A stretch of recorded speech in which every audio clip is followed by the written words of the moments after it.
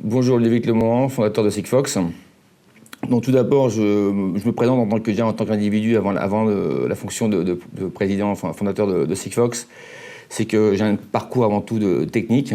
Donc très très jeune, en formation CAP, tourneur, mécanicien, donc un peu, là pour le coup, très pragmatique. Et après, j'ai évolué vers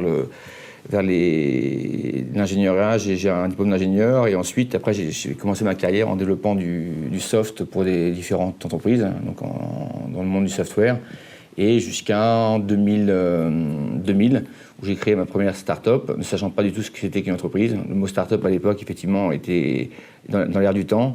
Tout le monde créait sa start-up et donc c'était un petit peu un Eldorado. On sait que cette bulle s'est effondrée à un moment donné, a explosé, mais il en reste quand même pas moins aujourd'hui que le mot start-up représente quand même dans l'économie quelque chose de significatif. Et tout ça pour dire qu'on n'est pas entrepreneur, je pense que c'est quelque chose qu'on acquiert au fil du temps et que je pense que se lancer dans l'entrepreneuriat, c'est quelque chose qui est passionnant.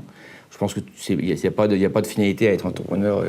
Je pense qu'il existe plusieurs types de cursus dans la vie, mais quelque part l'entreprise, c'est quelque chose qui est passionnant. On peut l'amener de façon plein de manières, dans plein de contextes, dans plein de marchés.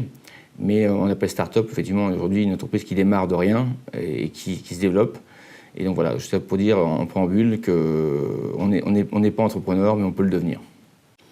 Donc aujourd'hui, après une première expérience d'entrepreneuriat en démarrant en 2000, session d'entreprise en 2008, qui continue à se développer, qui continue à créer des emplois donc, sur la région toulousaine, j'ai décidé de faire une pause et ensuite j'ai repris avec Christophe Fourtet, qui était un ingénieur de chez Friskel, qui avait inventé une technologie révolutionnaire pour envoyer des messages très très loin avec peu d'énergie. On s'est rencontrés de façon assez fortuite.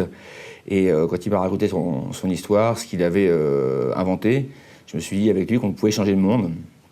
Alors, en toute humilité et sans arrogance particulière, mais c'est-à-dire qu'il avait inventé pour moi ce que j'appelle une pépite, une molécule, on va dire, dans le monde de la technologie. Et on s'est dit, avec ça, qu'est-ce qu'on fait? Est-ce qu'on fait une entreprise locale, une entreprise mondiale? Et si on fait une entreprise mondiale, quelle est l'ambition qu'on se donne?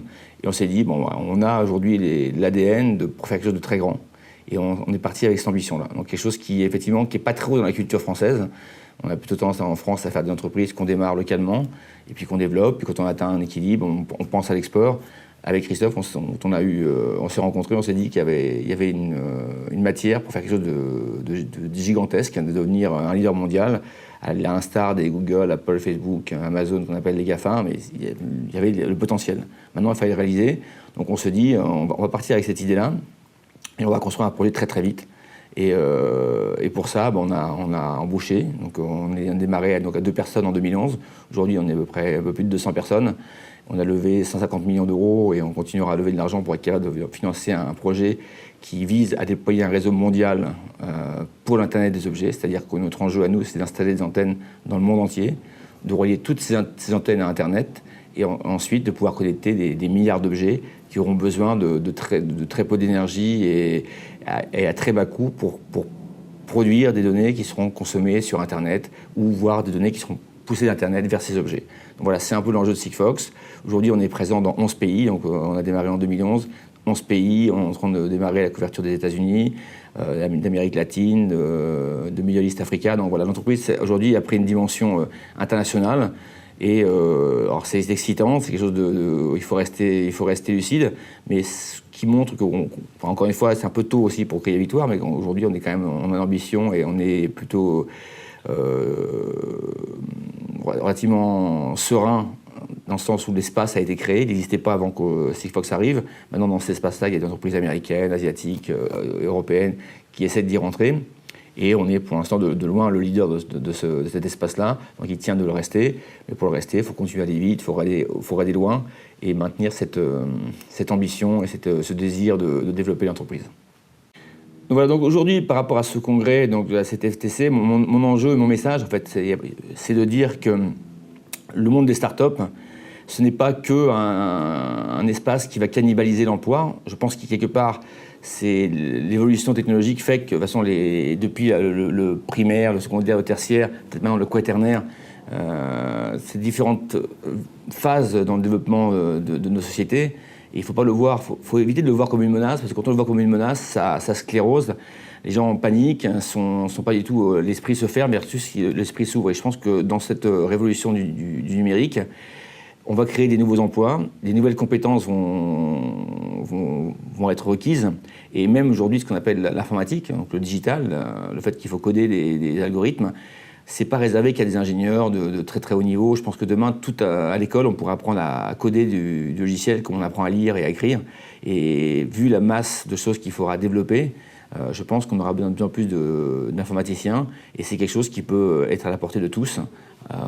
Et en même temps, les entreprises qui se créent aussi indirectement de l'emploi. Hein. Je reprends l'exemple de Sigfox aujourd'hui, on a sur 200 personnes, il n'y a pas que des informaticiens, il y a tous les corps de métier sont représentés dans l'entreprise. Donc voilà, c'est quelque chose qui crée ces nouveaux jobs qui n'existaient pas avant qu'on soit là. Et l'Internet des objets, qui est quelque part aussi un prochain Eldorado, ça va créer des nouveaux objets qu'il va falloir produire, qu'il va falloir installer. Et ensuite, ces objets-là vont permettre de développer des nouveaux services, donc des nouvelles compétences qui vont pouvoir exister parce que ces objets-là, maintenant, produisent des données, rendent des nouveaux services, donc il y aura des compétences à associer à ça.